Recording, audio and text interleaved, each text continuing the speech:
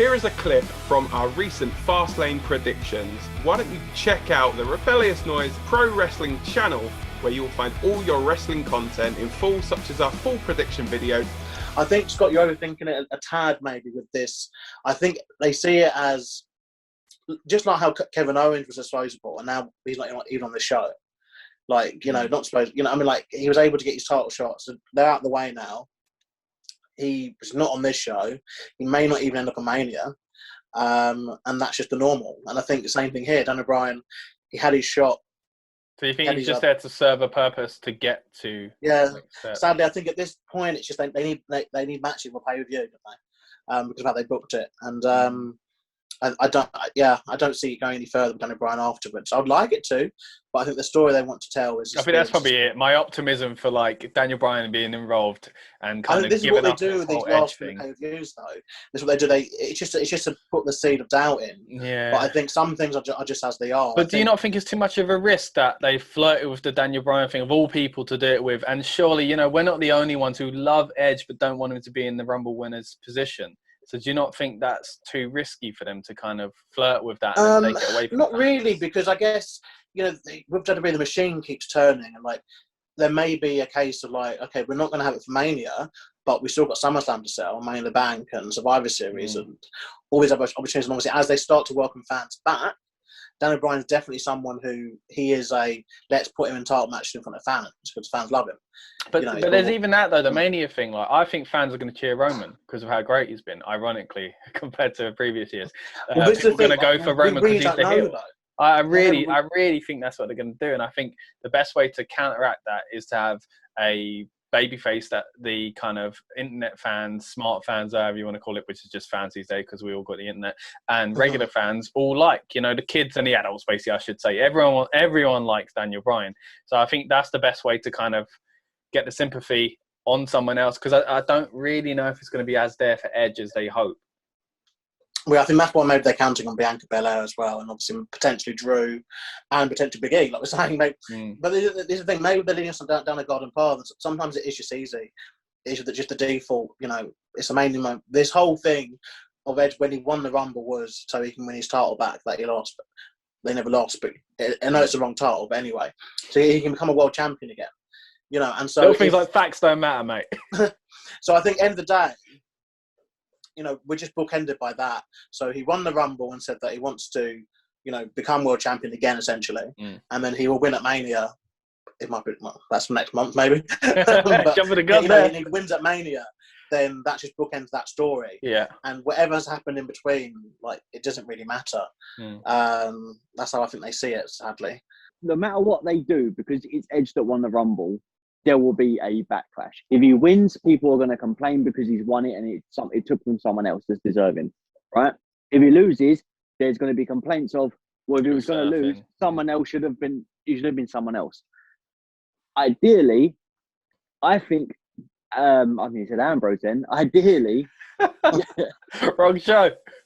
I'm all over the place. Daniel Bryan needs to win this match against Roman, because it will flip everything on its head, and they'll be in a position where Daniel Bryan is now going into WrestleMania against Edge. Roman wants that title back. Yeah, and yeah, that's them into a freeway. Good way to put a freeway, rather than the shenanigan route that I'm saying. But yeah, right. So you put them in that freeway. Obviously, I reckon shenanigans will happen in a match, but Daniel Bryan could overly become the victim of the match. You put them in the match at Mania, and I would say happily Edge would win, but I think by the end of Mania, Edge will become a heel again. I don't think he'll be a face leaving Mania. I think he'll be like the ultimate opportunist. Again, he'll be that against Daniel Bryan, like he does say against Bryan, maybe somehow. I don't know.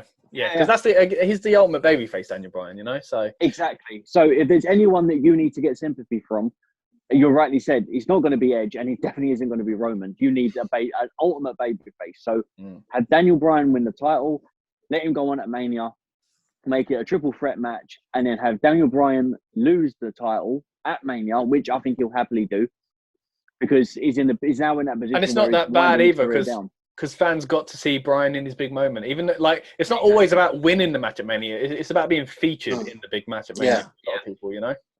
So I reckon that will happen. At Mania, I would love to say Roman to win, but I don't think Roman will at that point. But then it'll be Roman versus Edge going towards SummerSlam, maybe. But I'm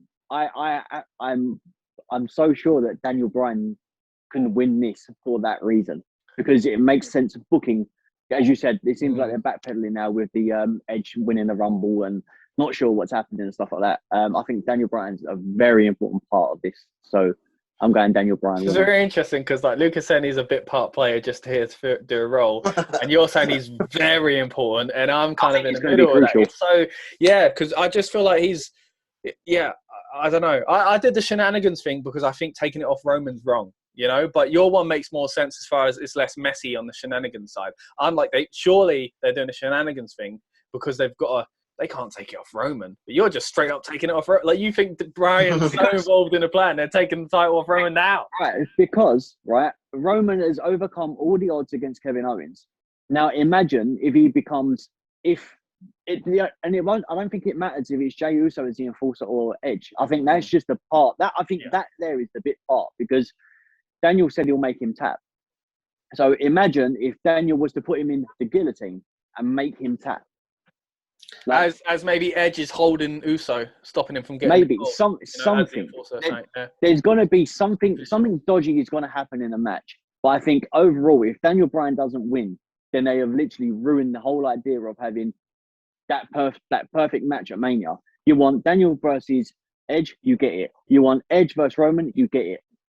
You know, and it kind of rehashes what happened at Elimination Chamber with Edge and with Daniel and Roman, and then you also get a rehash of what's happening now at Fastlane.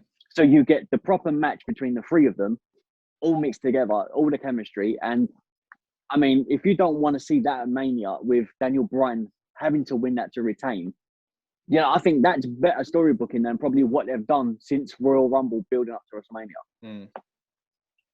But yeah, take it off Roman, because without the title, he's still that big heel.